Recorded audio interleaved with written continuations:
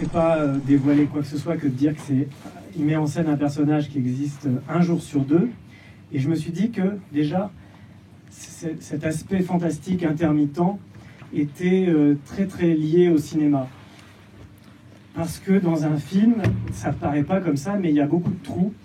Et une forme de je sais pas comment appeler ça, enfin de choses bizarres faisait que quand j'ai appris assez jeune que dans un film, quand les gens se parlent et qu'il y a deux plans, eh bien il s'est passé du temps entre les répliques.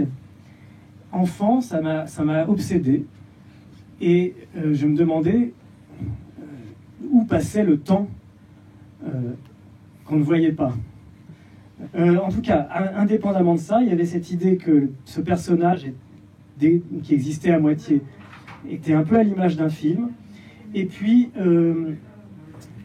ce qu'on entend dans le titre « Le temps mort » aussi de Marcel Aimé, c'est quelque chose contre quoi on lutte toujours au cinéma.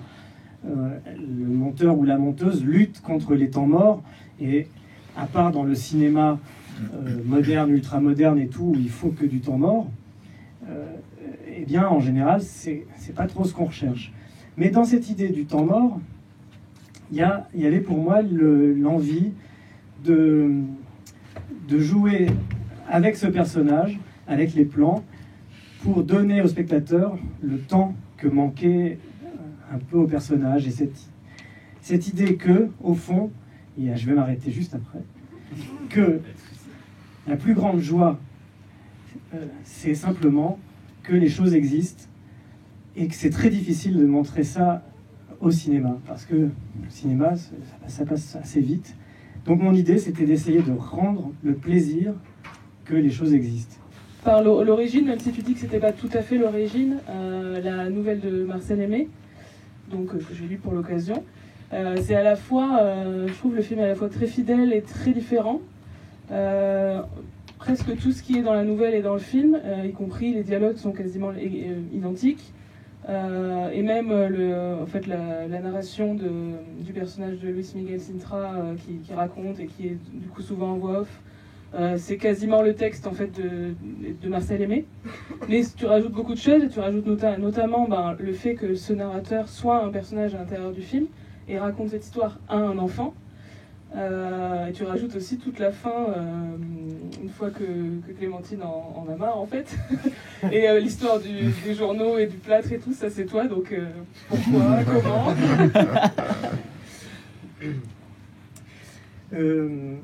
Disons que l'idée c'était en effet de partir de la nouvelle de Marcel Aimé, d'en garder exactement le texte, et c'était en étant fidèle à la méthode d'Estraube, qui eux-mêmes étaient fidèles à la méthode de Bresson dans le journal d'un curé de campagne, qui était la première fois dans l'histoire du cinéma où on adaptait un livre en faisant le contraire de ce qui avait été fait avant, et encore maintenant d'ailleurs, on garde l'argument, on garde l'histoire, et puis on réécrit les dialogues. Et Bresson a fait la démarche inverse, qui est d'évacuer une grande partie de l'histoire, qui était très touffue dans le journal d'un curé de campagne, et de garder le texte. Et que le texte devienne quelque chose qu'on filme, comme on filme une table, un personnage, et que le texte soit un personnage.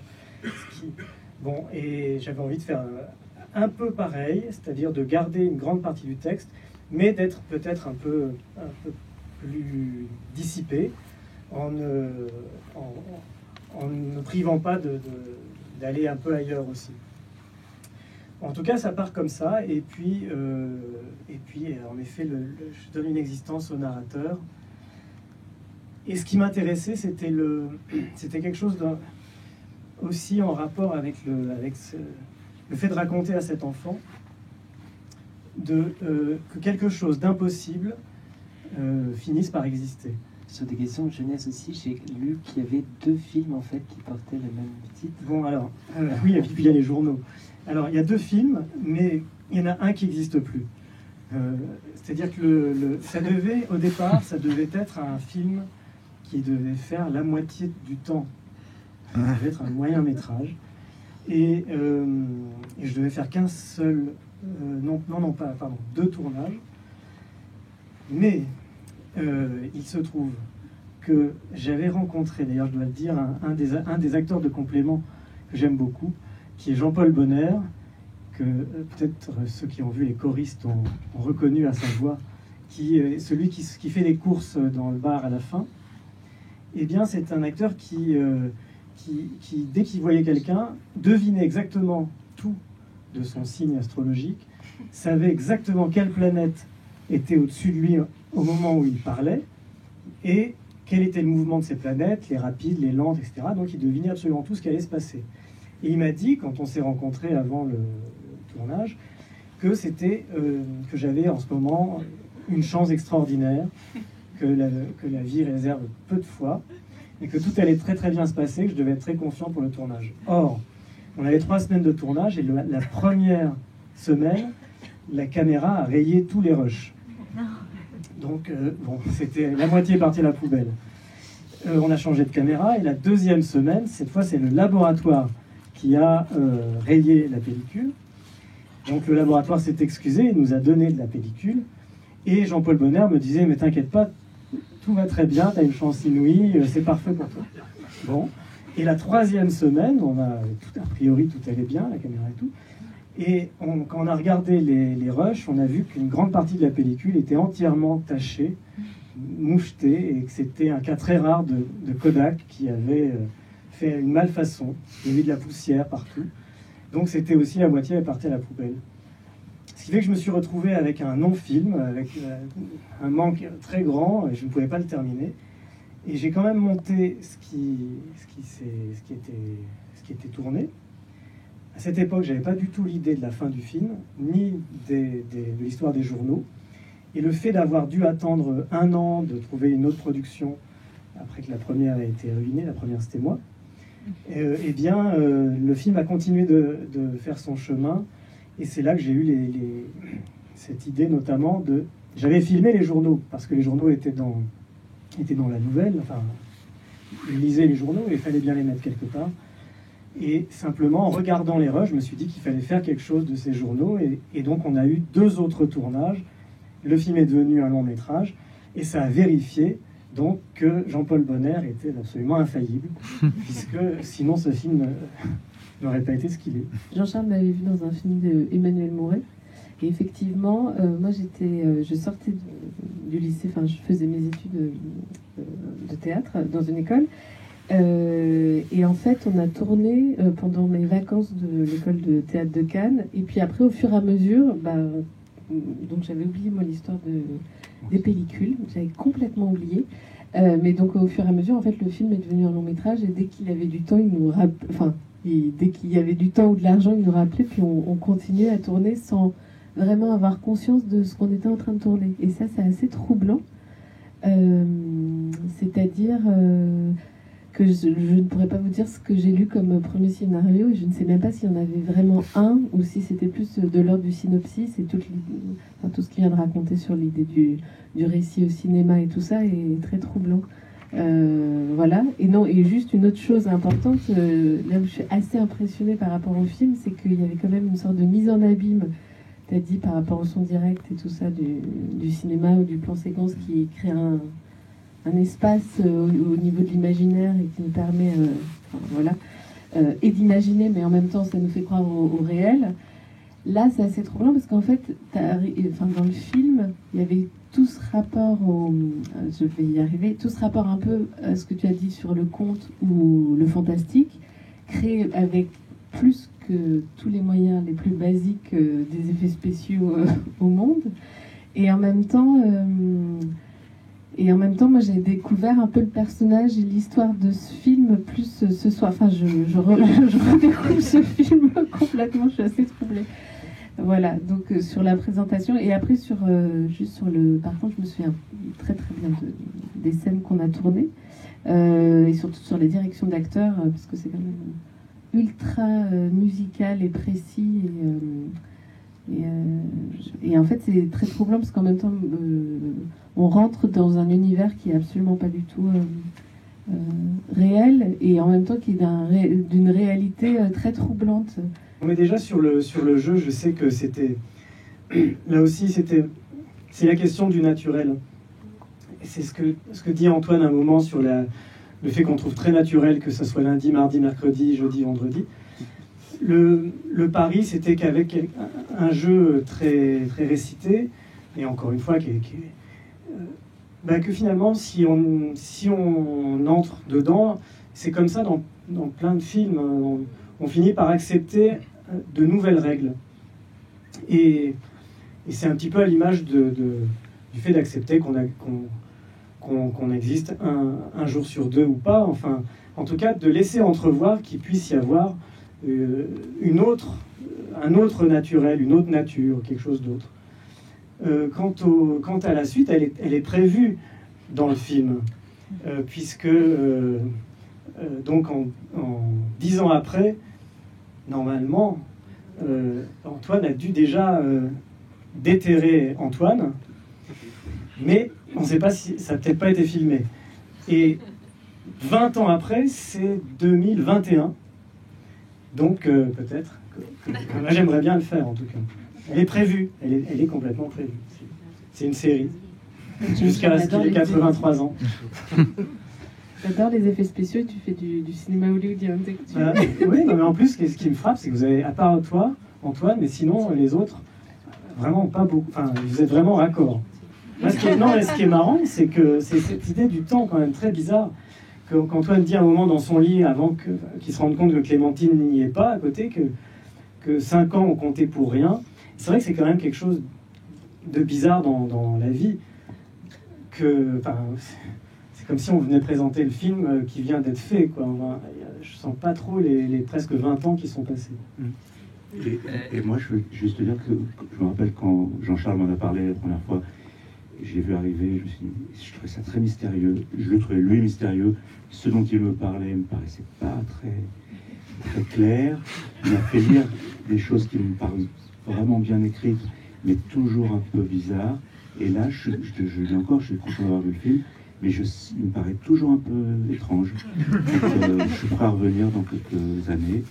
Peut-être que je vais finir par m'y sentir totalement à l'aise. Là, ça reste une belle chose que ça me pas très bien, mais ça me fait plaisir. Comme c'est connu, l'effet Méliès de faire disparaître, mais un peu trop vu et un peu trop gag. L'idée que je me suis fixée, c'était de faire tout sauf ça et d'essayer de varier toutes les manières de faire disparaître. Alors en fait, il existe cet effet Méliès une fois, mais à la fin, quand Antoine réapparaît après beaucoup d'années, enfin après 1 an, et qu'on voit des passants en haut de la butte Montmartre, là il y a un plan sur plan avec la nuit qui est tombée pour faire passer le temps. Quand même, il fallait qu'il soit une fois, mais il est discret. Et donc c'était un jeu de combinatoire presque, de variation sur l'apparition et la disparition. Mais sur la disparition, pourquoi ce sujet m'intéressait, c'est aussi parce qu'il permettait de mettre l'accent et de me permettre de filmer vraiment quelque chose qui n'est pas narratif, qui est d'essayer de filmer purement le temps et de lui donner quand même, parce que bon, c'est rien de plus ennuyeux, et d'essayer par cette notion de jour, de 24 heures à passer, de temps à passer, de lui donner une petite dramaturgie et en même temps pour moi, le plaisir du cinéma, c'est l'enregistrement, c'est un peu comme les journaux d'Antoine, sauf que les journaux sont du papier, sont du texte. C'est vraiment, moi, ce que j'aime entendre qu'on paye l'entrecôte 25 francs, et il y a cette idée d'image de conservation, enfin quand le Montmartre bus aura disparu, etc. etc. Donc c'est en ayant la disparition, mettre l'accent sur la présence, et une sorte de présence qui continue un petit peu au-delà de ce qui nous est donné dans l'instant. C'est tout bête, hein, c'est vraiment ce que faisaient déjà, je pense, les frères Lumière, mais je pense que pour moi, le cinéma est sa magie, c'est un peu ça, quoi. Il n'y a plus le corps, il n'y a plus la matière, et ça peut donner une idée, je sais pas, quelque chose de... Parce que ça peut être que l'âme, un truc qui reste alors que le corps n'est plus là. Le corps de ce qui a été filmé là n'existe plus, la matière n'existe plus du tout, et pourtant, c'est encore existant, ce qui est quand même le plus grand mystère qui soit. Il y a vraiment l'héritage strobien du décadrage, du fait que l'homme, le personnage, soit pas spécialement au centre. Pour moi, l'idée sous-jacente, c'était cette question de l'inexistence encore, non pas l'inexistence de ce qui n'est pas montré, mais l'inexistence de ce qui est sous les yeux. Parce que ce qui est frappant, c'est qu'on peut s'intéresser à tout un tas de choses, et en général, tout le monde s'intéresse aux choses qui n'existent pas. L'avenir, le progrès, etc. Et ce qui est sous les yeux n'intéresse pas tellement. Et on ne le voit même pas. Or, en décadrant, mon envie, c'était d'attirer le regard sur des zones un petit peu inexistantes. Bon, je ne sais pas si ça marche. Mais c'était en tout cas, il y avait à la fois l'envie d'attirer l'attention vers des recoins qu'on ne regarde pas. Par exemple, là, tout le monde a les yeux sur moi qui parle, ou sur nous. Personne sur les spots ou des choses comme ça. Et donc, le regard est très, très, très dirigé. Alors qu'il y a 1000 choses autres à voir. Et puis aussi, il y avait cette envie d'étrangeté dans les chants contre chants, notamment. C'est un peu... C'est-à-dire que, par exemple, il y a un moment où Clémentine retrouve Luis Miguel Sintra près d'une rivière. Ils sont côte à côte, et puis ensuite le cadre les sépare l'un l'autre. Mais comme j'allais pas bouger la caméra, je suis obligé de couper au milieu. Il y en a une qui est à droite et lui qui est à gauche. Et ça fait un truc assez bizarre, mais parce qu'on n'est pas habitué. Mais ça fait aussi un jeu dans le raccord, ça fait un jeu de personnage qui disparaît un peu comme, encore une fois, c'était une autre variation sur cette manière de faire disparaître dans le corps.